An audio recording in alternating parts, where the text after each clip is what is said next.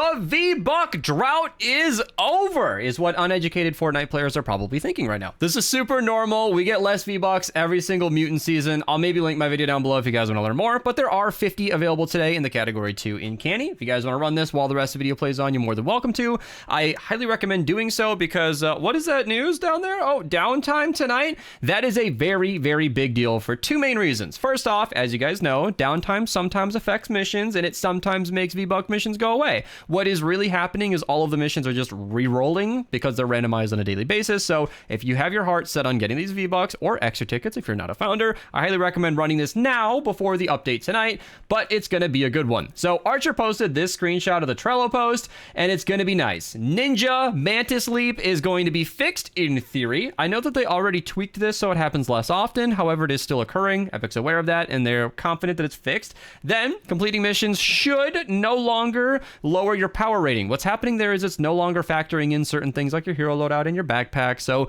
it looks like you have a drastically reduced power level when in reality nothing's changed. It's just really annoying, and they did seem to fix that in the upcoming update. Ventures, power rating was not calculating properly if you had leveled up prior to the update. That has been addressed and is fixed in the next update.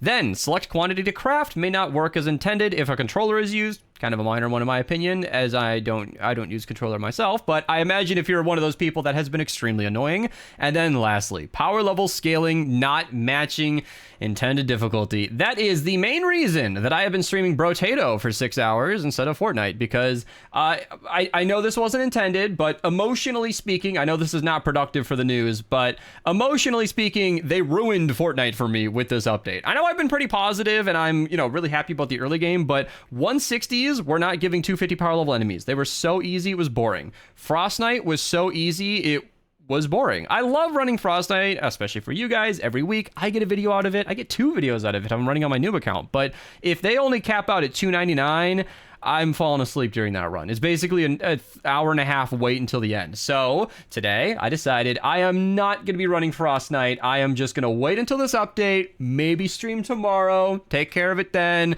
That'll be a much more interesting challenge. And of course, the ventures. Like, the last reason I didn't run any Fortnite today is because, like, I'm capped at 108. I don't know how far I can go if I keep leveling up. Maybe 108's the peak, but it just felt weird. So the game, in theory, should be largely back to normal tonight. So 2 thumbs up.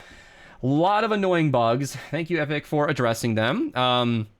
Let's move on to the next major point. Yeah, I don't believe there's anything brand new in the shop, but I do want to talk about the weekly stuff. So there is a hero supercharger available this week, which used to be moaning and groaning, but now this directly affects your power rating, so might want to go and pick that up. New Wave Holiday is here. So New Wave Holiday is a modifier for Frost Knight that makes it so that it is kill waves only. No timers, just killing. It's very satisfying, and you can guess why I didn't want to do it this week. I mean, yeah, you could probably set some world record or something for clearing the waves as fast as possible. If they don't get that difficult, it might be a 45-minute run. I don't know. But I'll wait till tomorrow. You'll get Jingle Jess. She is the least interesting hero. Oh my god. Enforcer Grizzly does the same thing. It's just 12 extra seconds of your Teddy in the lead, 4 seconds if she's in support, and then Metal Team Leader, the paid hero from forever ago, does the same thing, but she has more ability damage, so technically if you bought her, she's actually the strongest Teddy of the 3. Awkward. Anyway, it's not much. It's a slightly better Teddy. It's not pay to win. If you are running Teddy and it's not Metal Team Leader, you'll be fine. It's still a Teddy, but like $15 for a slightly stronger Teddy. It's a bad look. It's a bad look. That's probably why they stopped putting reskinned heroes into the thing. In fact, opposite of pay to win was Deimos, who is just 10% weaker than Cloak Shadow right here. So there you go. I know I'm kind of covering it, but that ability damage right here, that hero ability modifier, his aura damage is like pay to lose. So, you give some, you take some kind of thing. So, moving on. Oh, geez. All right, I'm done choking. So, the other thing I wanted to mention is the weekly stuff over here in the Llamas shop. Smörgåsbord we'll get to in a second, but Ice Queen is around and she's bald, so she gives you % damage to frozen enemies, which is really, really bad. I never recommend using this. Every other support perk is better, but in the lead, her Seismic Smash freezes enemies. Kind of a nice thing to have. And the Coco 45 always has a special place in my warm, cozy brick fireplace heart. This thing can bounce a lot. In fact, it also can have triple crit damage. damage. And in fact, it actually inspired me to make my fun 160s playlist. So this thing from forever ago, someone said, yo, Beast, it can have triple crit damage. I said, nuh-uh. And they said, uh-huh. And I said, nuh-uh. And they said, check it out. And I said, fine, I will. I lost it. And I did. And it was 705% crit damage, and it bounced so you could hit the same enemy multiple times. And if you go all the way back to the beginning, this was the very first weapon that I showcased in the playlist that would become a very laggy YouTube glitch. Okay, whatever, but it was the first one that I ran. It was solo to mini boss. It was super fun. So this thing is actually really strong if you set it up right. I'm just saying. Legendary Flux, you always want to grab this, always pick it up. The special item of the week is the 6 feet under, which is an unexceptional melee in almost all regards. Bulletstorm Jonesy is tempting to the newbies. He gives you a large amount of stacking damage, but he's a base game hero that's available regularly. I guess he's technically expansion, but it doesn't matter. He's available in regular missions, so he's super easy to get.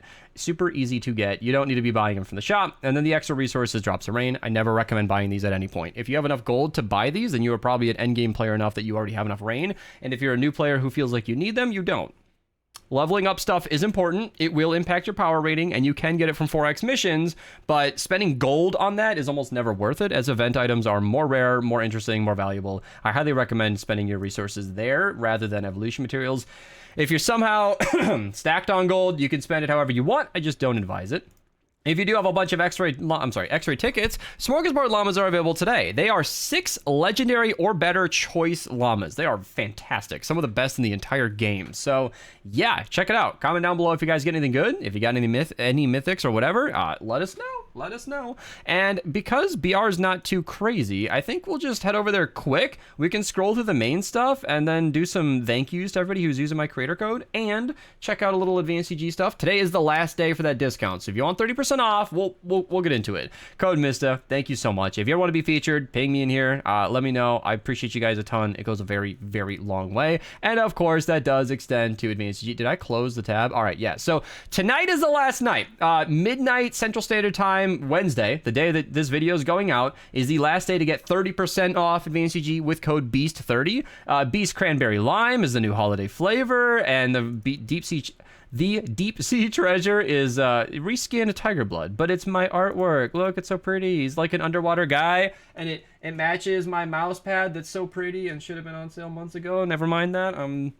Not sure where he went. I can't get in contact, but either way, it's super cool, super fun. Beast Punch is available as ever, and of course, my pink shaker is also here. So if you guys want to get the shaker and the tub and the sticker for a pretty decent discounted price, 30% on top of that, not bad. And they boosted my commission, so it supports me a ton. Check it out, link down below. Let's get into the missions. All right. So Nathan joined midway through recording because he said he can show me the lowest levels of adventures. So thank you to these two for joining, so I can see most adventures, whatever this update of the game allows me to. 490B has been inconsistent about showing all the 4Xs, so we are back to going through this by hand. But 4X drops of rain in the 34 player is great to see. That's why I say you don't need to buy it from shop. It won't give you a ton of rain down there, but it should be nice to have. 4X perk up in the 46 player. Then we've got a double legendary. Riptide is a decent SMG. Long Arm Enforcer is a decent shotgun. 2 weapons you could pick up today, or recycle them for weapon designs. That's up to you. They're both decent though. Electric Field, great ceiling trap, excellent coverage, elementally and wide range. I like it for lots of reasons. I use it to nature this season because it's very effective during this water only season. 4X reperk in the 94 player. Then we got another double legendary. Hammer Crush is a decent AR. One shot is not a decent sniper, so it's there for weapon designs if you want it. 4X reperk in the 108 player, and thankfully we can hit legendary survivor number 1 out of 2 in the 108 zone. That's available in Ventures, and the other one is available in Twine.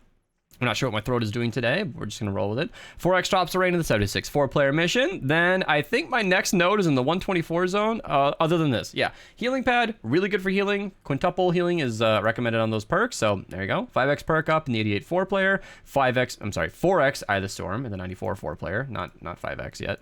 4X perk up in the 108 player. Then 4X lightning in a bottle in the 116 player. I'm very distracted.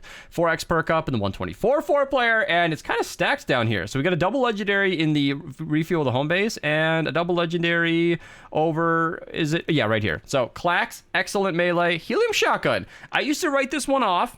someone had me run it double crit damage in the 160s, and it actually kind of shredded. It was like doing 2 million a crit. I don't know anymore.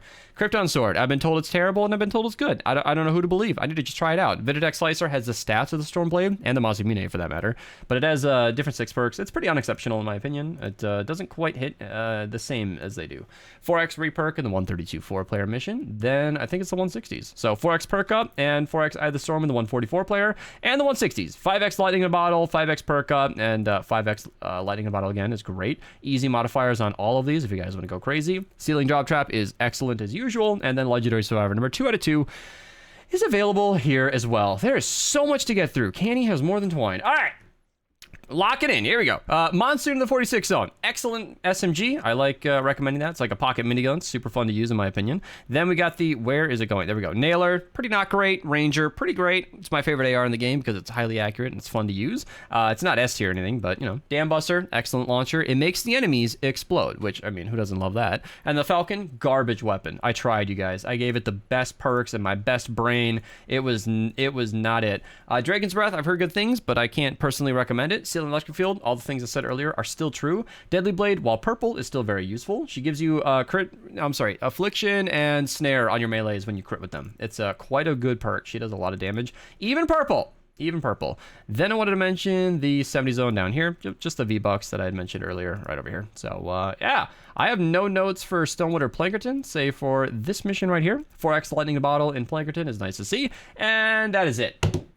All right, this is already an 11-minute daily, but I'm still keeping my advent calendar going because 'tis the season to give in to corporate, be with your family and give gifts to your friends. That too, I guess. Oh, look at that. I got these little chocolate balls that I had to position. All of these things fell out. So like this part on the outside is very wavy, and I was putting it up like this, and a lot of the chocolate fell out. So I had to reassemble this last night, although I got no spoilers. And then we got the 6 here. I'm just gonna do 2 a day until I catch up. And oh, I love these lint truffles. They're so good. The is this the red one?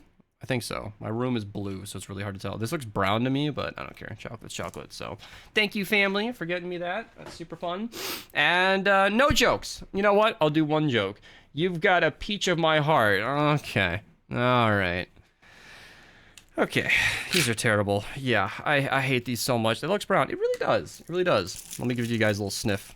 Oh, I got. It's white chocolate. Mm-hmm. It smells like caramel, or is that peanut butter?